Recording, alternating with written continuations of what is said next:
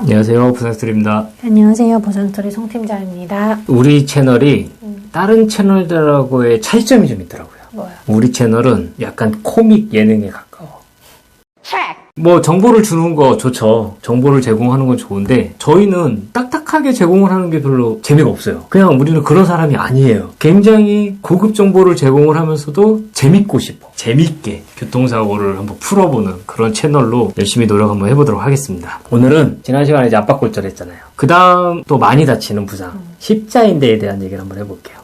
십자인대도 교통사고로 많이 다치시죠? 이게 위치가 범버 위치다 보니까 뭐 차대 인사고, 이제 보행자 사고, 아니면은 오토바이, 자전거, 뭐 킥보드, 아무튼 뭐 많잖아요 요즘에. 이런 사고들이 나면은 뭐 무릎에 있는 직접적으로 골절이 생기는 경우도 있고, 인대가 파열이 되는 경우도 있고, 뭐 반월상 연골 파열이 되는 경우도 있고. 반월상 연골 파열도 지난 시간에 한번 얘기했었어요. 오늘은 이제 그 중에 십자인대. 예전에 한번 영상에서 한번 얘기를 한 적이 있었었는데 오늘은 좀 더 자세하게 한번 얘기를 한번 해볼게요. 십자인대 팀장님은 뭐 경험이 있으니까 십자인대가 모두 몇 개가 있어요? 십자인대 많이요? 네. 후방 십자인대, 전방 십자인대. 그럼 전방 십자인대가 뭐 하는 거예요? 전방이 다리가 앞으로 빠지지 않게 해주는 거. 후방은요? 뒤로 빠지지 않게 해주는 거. 좌방은요? 좌방이 있나요? 오, 이제 내외측 측부인대가 이렇게 있죠. 무릎에는 총 4개의 인대가 있는데, 그 중에서 이 기능을 많이 하는 건 이제 전방하고 후방. 뭐 내외측 측부인대 같은 경우는 이렇게 기능적인 면에서 많은 기능을 하지 않기 때문에 뭐 배제되는 경우가 많이 있어요. 십자인대가 파열이 되면은 동요도 검사를 해요. 동요가 뭐예요? 동요하지 마. 이거 무슨 뜻이에요? 무릎이 흔들리는 걸 검사를 하는 거거든요. 멀쩡한 다리도 검사를 하고 다친 다리도 검사를 해요. 왜냐면 그 이유가 뭔지 아세요? 이렇게 흔들리는 거니까 네. 멀쩡한 다리는 얼마나 흔들리는지, 오. 다친 다리는 얼마나 흔들리는지 비교를 하려고 같이. 오, 맞아요. 원래 보통 다리도 약간의 동요가 있어요. 보통 2에서 3mm 정도의 동요가 있거든요. 그 부분만큼을 빼주기 위해서 그러는 거예요. 만약에 다친 다리가 동요가 10mm가 나오고 멀쩡한 다리가 3mm가 나온다. 그럼 이 사람의 동요도는 7mm가 되겠죠. 그래서 그걸 가지고 장애를 평가를 하게 되는 거예요. 수술을 했든 수술을 하지 않았든 그거는 중요하지 않아요. 동요도 검사는 어떤 방법으로 검사를 하는 거예요? 뭐 여러 가지 장비들이 있어요. KT 장비라든가 스트레스 뷰라든가 뭐 탈로스라든가 뭐 이런 뭐 여러 가지 장비들이 있고, 옛날 같은 경우에는 의사 선생님이 이렇게 손으로 이렇게 해가지고 5mm 정도 되네요. 손으로요?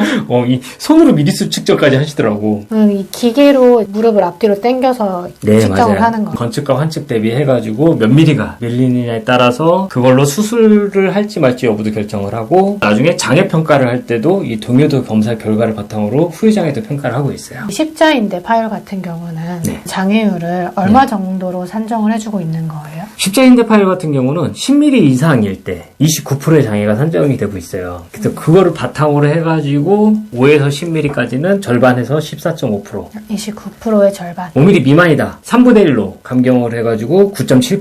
십자인대 파열 같은 경우는 대부분 5mm 이상의 동요도가 나오고 있거든요. 그래서 십자인대 파열로 수술을 했다. 그러면 14.5% 정도의 장애가 있다라고 예상을 하시는 게 대부분은 맞아요. 뭐 그러지 않을 수도 있겠지만 네. 평균적으로. 네, 평균적으로. 얘는 한시장애가 아니라 영구장애로 보면 될까요? 당연히 연구장애죠. 무릎 안에 있는 이제 연골이 있잖아요. 네. 이 연골이 흔들리면 계속 마모가 되겠죠. 관절염이 올 수도 있고. 전체적으로 봤을 때는 연구장애로 보는 게 맞아요. 근데 가끔 가다 보면 이걸 한시장애다라고 주장을 하는 보험사도 있고, 한시장애다라고 얘기를 하는 의사 선생님도 있어요. 한시장애로 사건이 진행이 되면 안 돼요. 연구장애로 진행이 돼야 돼요. 그러면 지금 십자인대 파열이 장애율이 그래도 높은 편인 것 같은데, 뭐 이것도 합의보다는 소송으로 진행을 하는 게 더 나을까요? 그건 당연하죠. 제가 늘 말씀드렸듯이 연구장애일 때는 소송을 검토해봐라, 이렇게 말씀을 드리고 있잖아요. 네. 한시장애는 속가 자체가 높지가 않기 때문에 소송할지 합의할지 뭐 고민이 많이 되긴 하는데, 연구장애 같은 경우는 소송하는 게 무조건 유리하거든요. 예상 속가를 한번 산정을 해보시고 보험사에서 주겠다는 합의금 한번 들어보세요. 십자인대 파열이 돼서 뭐 네. 수술을 하는 경우도 있겠지만 수술하지 않는 경우도 있을 거잖아요. 네. 뭐 똑같이 장애율을 산정을 하면 되는 거예요. 아까도 제가 말씀드렸듯이 수술을 했든 수술을 하지 않았든 그게 중요한 게 아니라 지금 현재 동요도가 몇 mm냐에 따라서 장애를 평가하고 있다라고 말씀을 드렸어요. 수술을 하지 않았어도 지금 동요가 건축 대비 뭐 7mm, 6mm 이렇게 된다. 그럼 장애로 똑같이 산정해 주시면 돼요. 실장님 맨날 뭐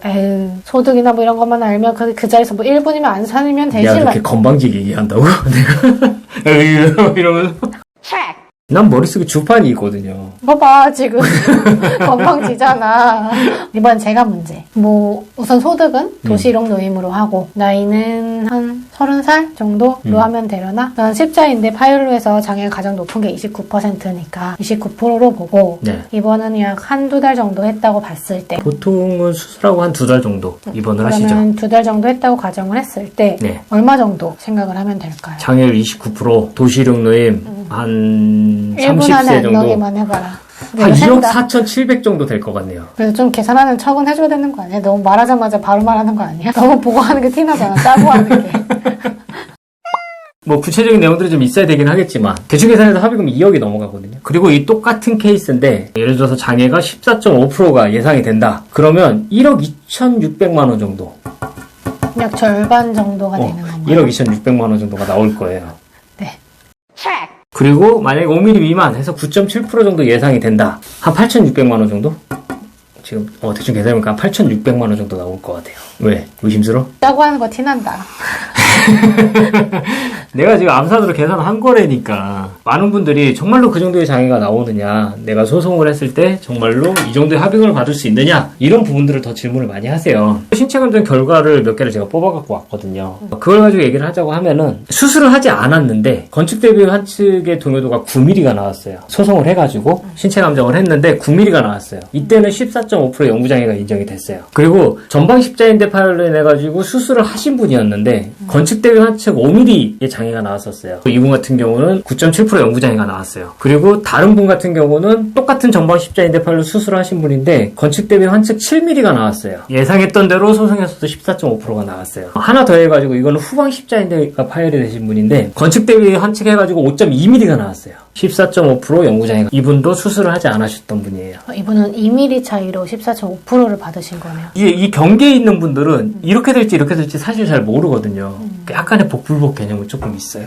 대부분 이제 5mm 이상이 나오면은 14.5%로 판단을 해주고 있다는 점. 실제 신체 감정에서도 이런 결과들이 나오고 있다는 점. 십자인대 같은 경우는 가장 중요한 게 네. 동요도 검사를 해서 네. 이 동요도가 얼마나 나오는지. 이 동요도 결과가 나오면 장애도 예상해 볼 수가 있고 거기에 내 소득이라든가 뭐 사고 내용, 과실이라든가 이런 걸 대입을 해봤을 때 내가 어느 정도의 손해배상금을 받을 수 있을지가 결론이 나겠죠. 오늘은 십자인대 파열에 대해서 알아봤는데 어떤 십자인대 파열이 와도 이제는 다 해결하실 수 있겠죠. 수술을 했든 수술을 하지 않았든 똑같이 동요도 검사를 해서 동요도 미리수에 따라서 계산을 하면 된다. 네, 맞습니다. 오늘 영상은 여기서 마치도록 하겠습니다. 감사합니다. 감사합니다.